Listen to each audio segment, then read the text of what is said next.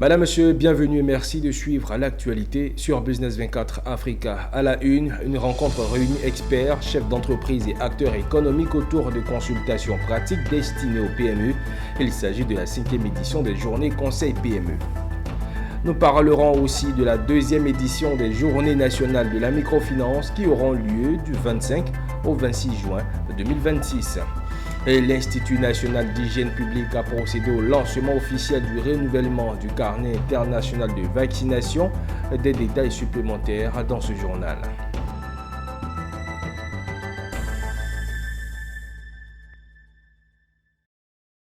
Merci de votre aimable attention. La 5e édition des Journées Conseil PME s'est ouverte ce mardi à Abidjan, initiée par la Confédération générale des entreprises de Côte d'Ivoire avec l'appui du ministère du Commerce. Cette rencontre réunit experts, chefs d'entreprise et acteurs économiques autour de consultations pratiques destinées aux PME. L'objectif est de renforcer la compétitivité de ces entreprises considérées comme un pilier de développement économique du pays. Cette année, les conseils pratiques portent particulièrement sur le financement des PME, notamment sur les conditions d'accès au financement et aux investissements. Priscille Sian et Doumbia Ayuba pour plus de précisions. La question de l'accès aux ressources financières constitue l'élément innovant de cette 5e édition des Journées Conseil PME, les JCPME. Dans ce bloc de consultation, des chefs de PME échangent avec plusieurs experts sur le sujet. Les discussions portent sur les orientations à adopter pour accéder au financement. Selon le président du comité scientifique, ce volet constitue l'une des principales préoccupations de nombreuses PME ivoiriennes. Beaucoup de PME disent que ce n'est pas très facile d'avoir un financement des banques, parce que les banques ont quand même des critères et toutes les PME ne remplissent pas ces conditions-là.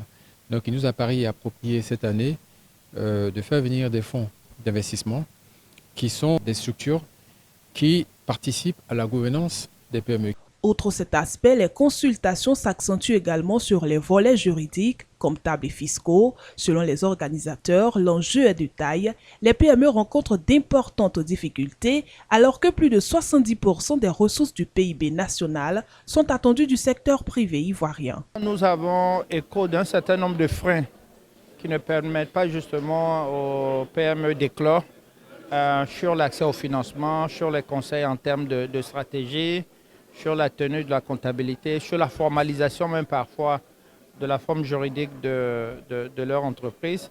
Il était important donc qu'on puisse réunir autant d'experts sur un même site pour apporter des conseils avisés. Aujourd'hui, nous visons un PND 2026-2030 où nous passons à 114 838,5 milliards de francs CFA et pour lequel il faut mobiliser 70,2% de ce montant-là du secteur privé. Donc pour pouvoir atteindre nos objectifs, il nous faut, avoir des champions nationaux, avoir des PME dynamiques. Et aujourd'hui, nous avons, toute la palette. Nous avons, l'ordre des experts comptables qui nous accompagnent avec des avocats. Nous avons l'association professionnelle des banques et établissements financiers. Donc tout cet environnement, effectivement, c'est de nous permettre, de délivrer des conseils gratuits à nos PME pour les rendre beaucoup plus dynamiques. Près de 500 PME vont bénéficier de ces 2 jours de consultation gratuite. En marge des échanges, le marché des arts et du spectacle africain, en pleine effervescence à Abidjan, apporte une touche culturelle à cet événement économique.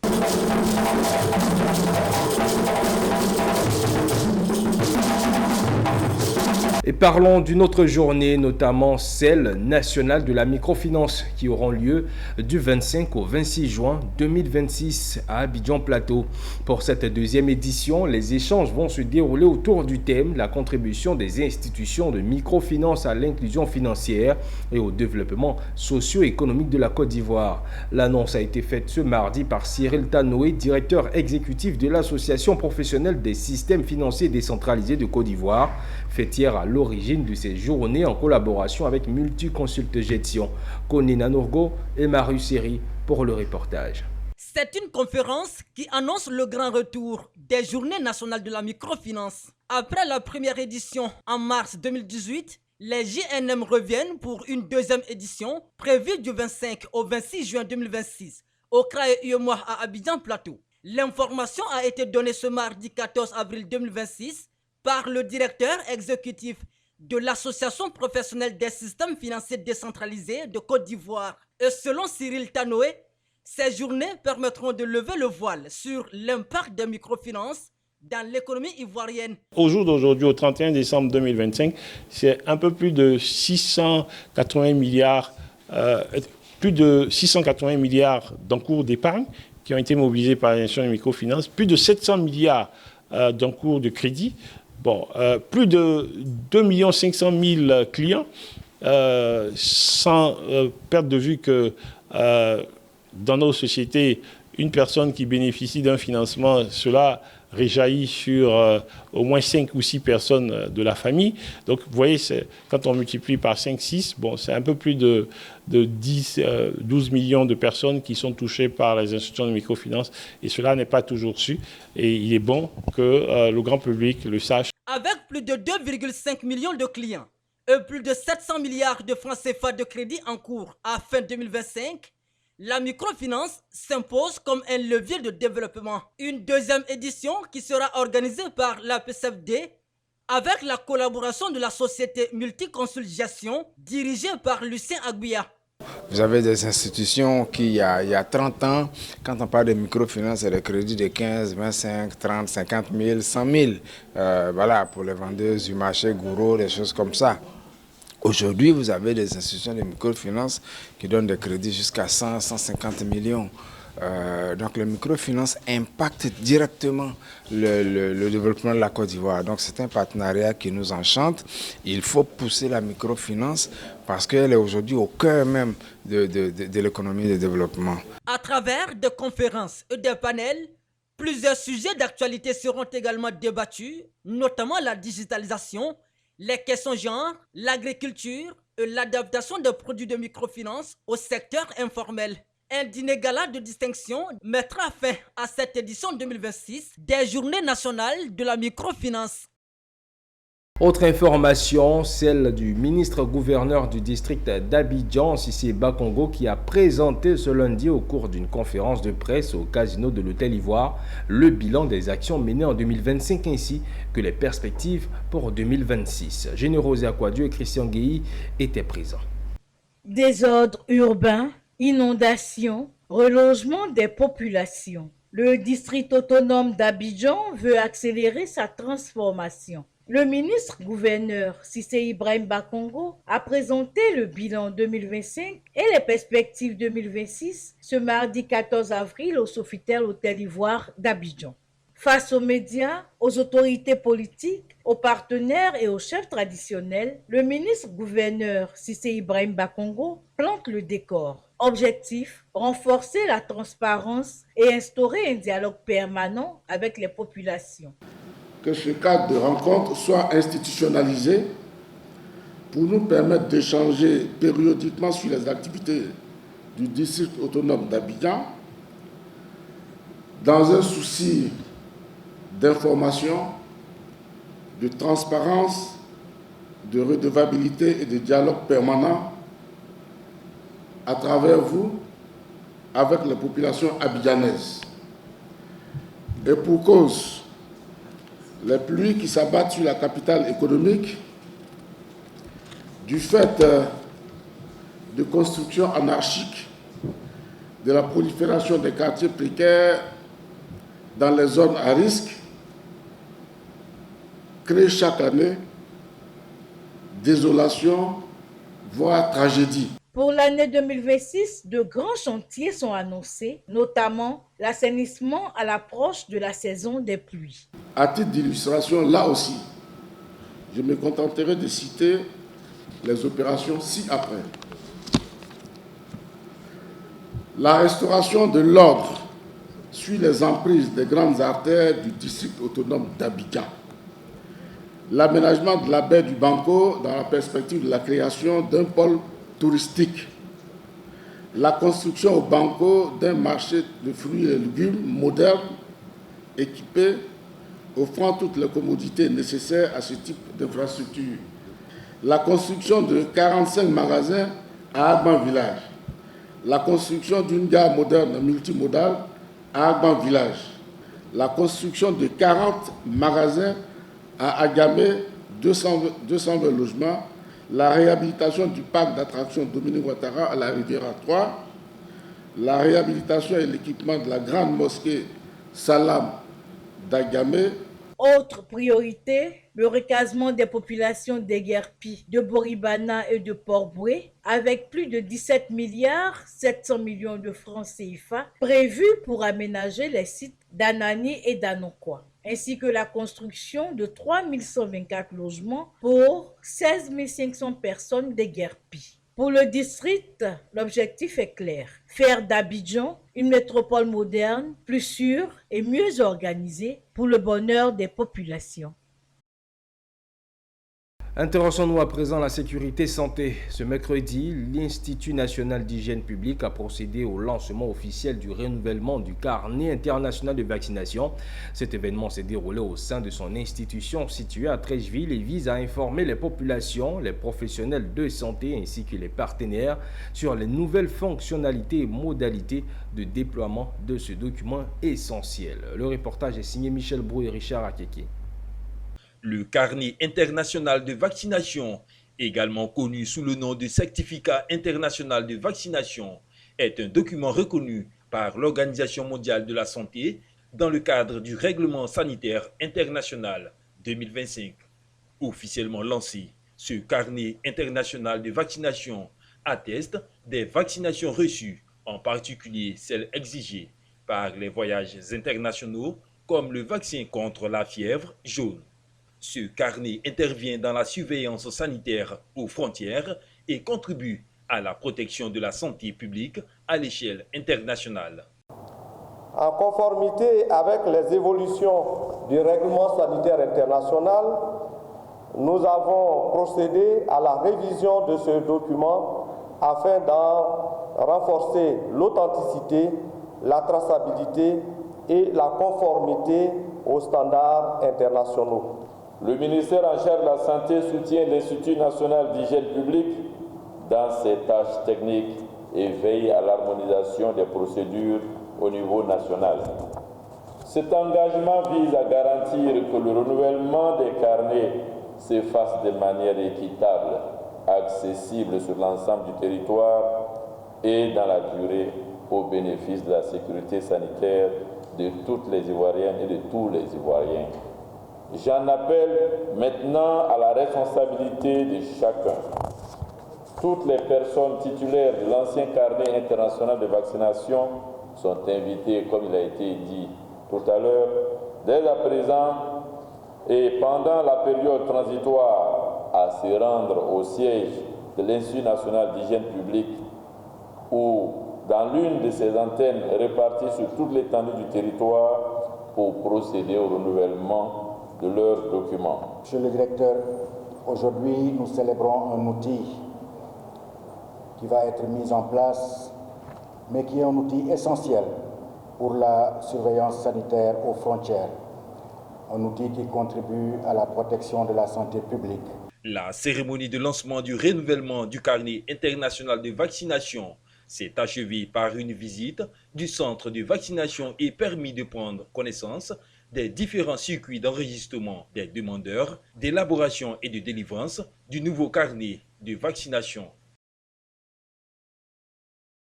Vous êtes journaliste et vous êtes adepte des défis pour la bonne cause. Ce concours est le vôtre, concours national des productions médiatiques sur la tuberculose en lien avec les droits humains. 5 prix, dont un grand prix, sont mis en jeu sur la période du 8 avril au 8 mai. Issa Badini a été témoin de la cérémonie de lancement pour plus de détails. La tuberculose a encore des restes, des beaux restes, si l'on y prend garde. Et les chiffres parlent 20 000 nouveaux cas chaque année, dont 2000 décès. Il ne faut pas lâcher prise, d'où ce concours de production médiatique sur le fléau, lancé officiellement aujourd'hui. Nous avons malheureusement 2000 personnes qui continuent de décéder de la tuberculose, faute d'information, faute d'observance au traitement et aussi du fait de la stigmatisation et de la discrimination. Nous avons souhaité donc engager avec nous la presse, d'abord pour aider au diagnostic précoce de la tuberculose, porter l'information aux communautés, leur dire devant tout de plus de 2 semaines, accompagné de crachats dans lesquels il peut avoir du sang, où le malade présente de la fièvre avec des sueurs nocturnes, un manque d'appétit, des amaigrissements, il faut penser à la tuberculose. La voix des médias pour battre le rappel de la lutte est mieux à travers ce concours que le coordonnateur de Radio Santé Côte d'Ivoire énumère les conditions.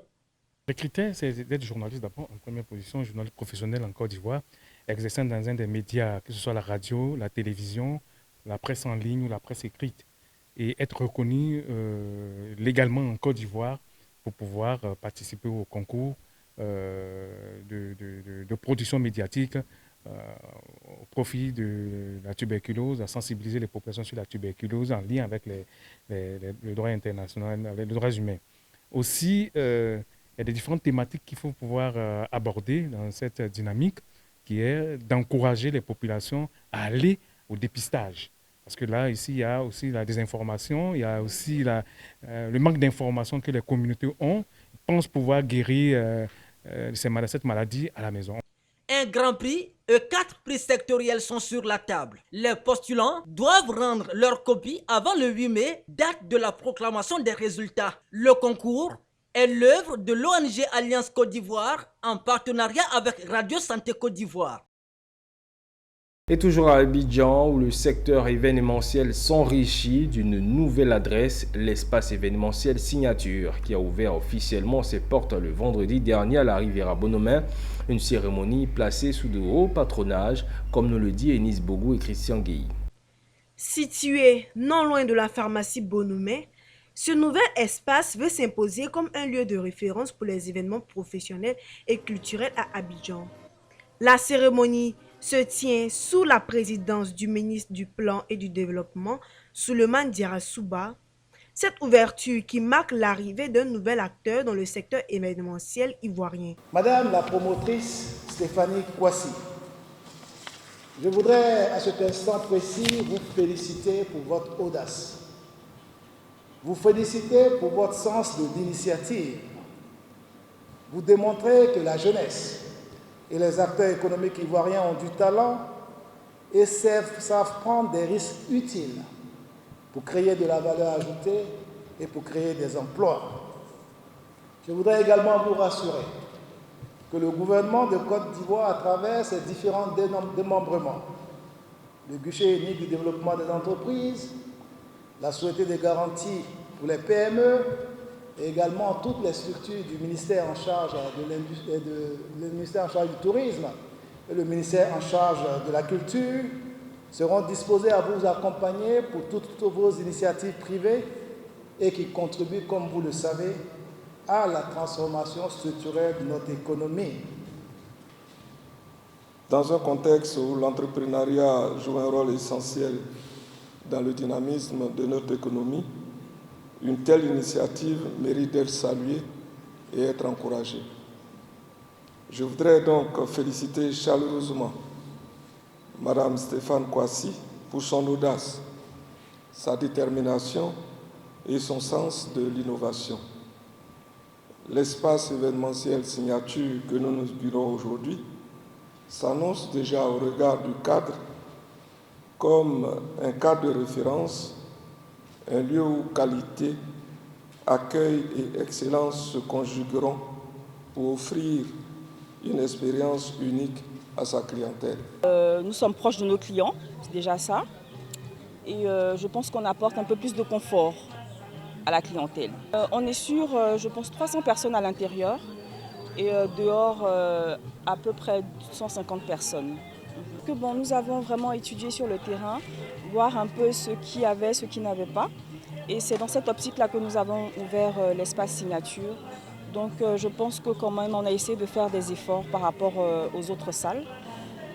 Et je pense que vraiment on essaie de faire de notre mieux. L'espace événementiel Signature ouvre donc officiellement ses portes dès ce vendredi avec l'ambition de s'imposer dans le paysage abidjanais. Autre point de l'actualité, selon la direction de l'alphabétisation des adultes, des jeunes et des enfants, qui cite le recensement général de 2021, le taux d'alphabétisme en Côte d'Ivoire est d'environ 51%, concentré majoritairement dans 11 régions du pays. Comment y remédier? L'ADAGE travaille sur un programme quinquennal qui, à terme, ambitionne ramener ce taux inacceptable, selon le ministère de l'Éducation nationale, à 30%, lequel programme a fait l'objet d'une rencontre entre les régions concernées de l'ADAGE. Le compte-rendu est signé Issa Badini. La direction de l'alphabétisation des adultes, des jeunes et des enfants veut aller à la guerre contre l'analphabétisme. Et dans sa quête d'alliés de combat, elle s'est tournée vers l'Assemblée des régions et districts de Côte d'Ivoire. Voilà de façon imagée ce qui réunit ici l'ADAGE et la RDCI pour cette rencontre déjeuner. Et à l'entame des échanges, le ministère de l'Éducation nationale, de l'alphabétisation et de l'enseignement n'est pas allé du dos de la cuillère pour marquer le holà. Le sujet qui nous réunit ce jour est au cœur de la problématique même du développement humain, dont le traitement exige une mutualisation des intelligences. Si la direction de l'alphabétisation est initiatrice de la rencontre, la RDCI n'en est pas moins demandeur. À notre niveau, au niveau de la direction de l'alphabétisation, nous avons réfléchi à un programme pour pouvoir donc toucher le grand nombre de personnes donc, dans ces régions-là pour réduire le taux d'analphabétisme. Vous savez, l'ODD4 nous dit de réduire le taux d'analphabétisme à 30% d'ici 2030. Et nous avons donc décidé que la RDCI, qui est donc au cœur des populations, au cœur des communautés, puisse nous accompagner dans ce projet pour qu'on puisse, donc, comme je l'ai dit tout à l'heure, toucher le maximum de personnes dans ces régions. Je pense que ce programme qui vient à point nommé aidera les régions à résorber un tant soit peu ce problème-là, ce fléau-là. Le programme à l'ordre du jour de cette rencontre ambitionne d'alphabétiser un peu plus de 30 000 personnes, dont 70% de femmes pour les 5 prochaines années, dans les régions à fort taux d'analphabétisme, dont la Maraoué, le Kavali, le Worodougou, le Bafing, le Folon, le Poro ou encore le Ambol. Et nous continuons de célébrer la femme dans nos éditions. À l'instar de plusieurs entreprises, c'est au tour de la Société de développement des forêts de Côte d'Ivoire, SODEFOR, de célébrer ces braves femmes. Un moment de partage d'expériences et d'échanges à travers des panels. C'est dans ce cadre que la SODEFOR a choisi passer sa journée internationale des droits de la femme le 9 avril dernier. Des précisions dans ce reportage. C'est avec pour thème gouvernance forestière inclusive quand la justice sociale et le leadership féminin contribuent à la gestion durable des forêts classées ivoiriennes que la Société de développement des forêts en Côte d'Ivoire, SODEFOR, a célébré son personnel féminin. Une rencontre spéciale pour le ministère des Eaux et Forêts et la direction générale de la SODEFOR. La SODEFOR est l'une des structures qui travaille le plus avec les femmes, surtout au niveau du domaine rural, où elles interviennent particulièrement dans la production des plants. Donc il est bon que nous sachions les droits de ces femmes, que nous sachions protéger les droits de ces femmes. C'est pourquoi la SODEFOR, en termes de gouvernance forestière, a décidé cette année d'utiliser ce thème-là pour que toutes les femmes avec qui nous travaillons connaissent leurs droits, sachent qu'il faut une justice à leur endroit lorsqu'elles sont lésées, pour que véritablement elles puissent participer au développement des forêts classées, au développement de la SODEFOR et même de l'État de Côte d'Ivoire. C'est chaque jour que la question du genre doit être traitée par toutes les instances. Et aujourd'hui, notre structure a choisi ce jour pour pouvoir la célébrer. Il est bien vrai que la date officielle était le 8 mars, mais comme je l'ai dit, c'est chaque jour que cette célébration-là devrait se faire. Pour rappel, cette cérémonie marque la reconnaissance du rôle de la femme dans la gestion forestière. Parlons art, l'artiste franco-ivoirienne So a récemment présenté une exposition intitulée Incarnation. Dans une démarche profondément spirituelle, elle a su sublimer les yeux de ses amateurs de sculpture et d'œuvres picturales. Un vernissage qui raconte la dualité entre l'ombre et la lumière, comme l'explique ce compte-rendu commenté par Michel Brault. Dans le couloir des arts, il y avait à la fois de la matière, de l'énergie et de la lumière. Pour cette exposition, l'artiste So a réuni à la fois des sculpteurs et des œuvres picturales. Certaines sculptures en métal sont réalisées à partir de déchets industriels. Selon elle, l'objectif est de partir d'une matière chaotique pour y insuffler une divinité, de la douceur et de la lumière afin d'éclairer des vies. C'est une exposition sur le thème de l'incarnation. Donc tout ce qui s'incarne dans la matière, dans l'univers, via notre connexion spirituelle, via la connexion à la vibration et à la lumière. Faisons en sorte de rester dans la lumière. Faisons en sorte que chacun de nos actes, des actes que nous posons, soient constructifs, positifs, de façon à ce qu'on puisse rester dans une vibration positive et élevée. Alors ces tableaux-là, c'est du vinyle transparent. J'ai eu envie de sortir les tableaux de leur cadre ordinaire. L'exposition donne également à voir des personnages de lumière nés d'une autre rencontre avec des déchets industriels, cette fois issus d'une usine de la société Solibra. Tout ce génie artistique se dévoile dans le cadre du programme Sofitel Avenir, une initiative portée par Africar, artiste dédié à la promotion de l'art contemporain africain. Comme vous l'avez vu, c'est une dame qui travaille beaucoup avec les lumières en fait. Voilà. Elle met de la lumière dans la vie. Sophie traduit sur le... Et elle travaille sur un matériel qui est différent. Elle travaille sur, on va dire, du plastique transparent. C'était quelque chose de nouveau pour nous.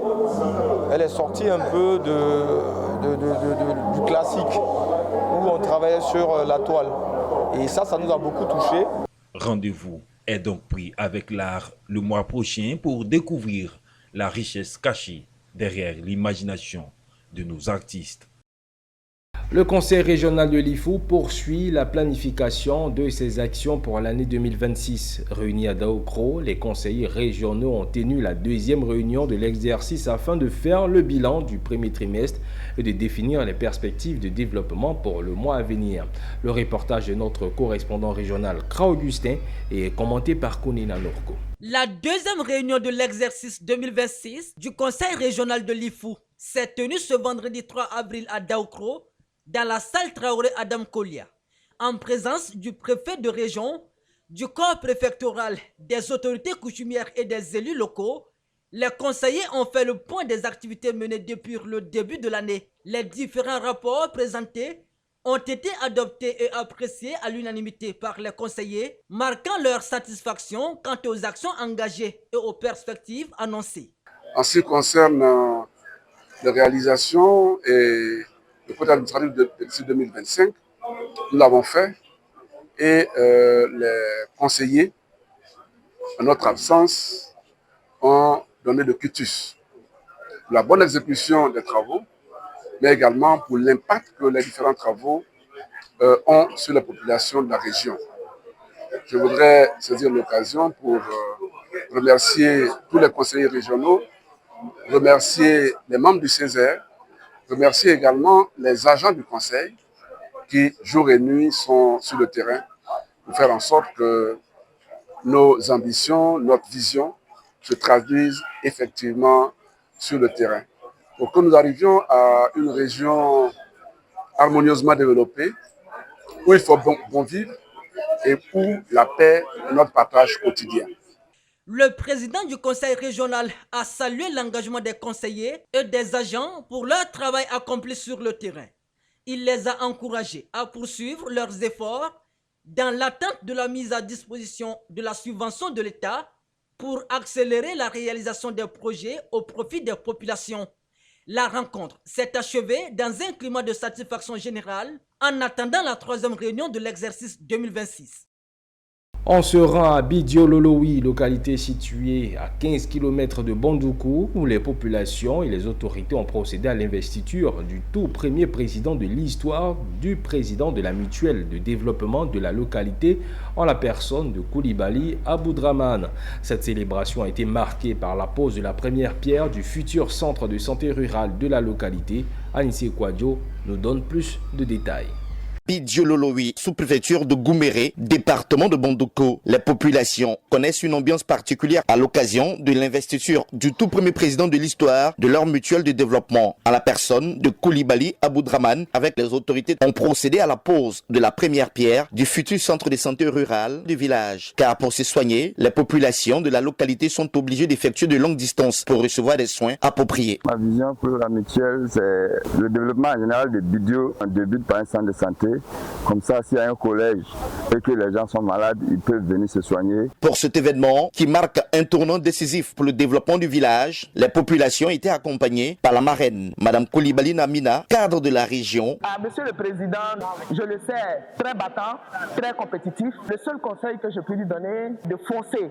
Parce que je sais qu'il s'il fonce, il peut atteindre tous les objectifs qui se sont assignés. Koulibaly Aboudraman est membre du Rotary Club International, accompagné dans cette nouvelle étape de sa vie par une importante délégation du Rotary Club de Bandoukou. On est là pour soutenir notre frère et ami du Rotary et lui dire plus il ira dans la vision du Rotary, plus le Rotary sera à ses côtés. Le vice-président de l'Assemblée nationale, par ailleurs député de Sandégué, l'honorable Ouattara Boubacar, était représenté par Jean-Stéphane Akichi, vice-président national des jeunes du RHDP. Le vice-président de l'Assemblée nationale traduit ses félicitations et sa disponibilité surtout à l'accompagner dans tout ce qui est action de développement de Bidio. Koulibaly Aboudraman à la tête d'un bureau de plus de 600 membres qui entendent unir leurs forces pour installer leur village sur la voie de l'émergence. À tous mes frères, c'est de venir ensemble pour pouvoir développer le village.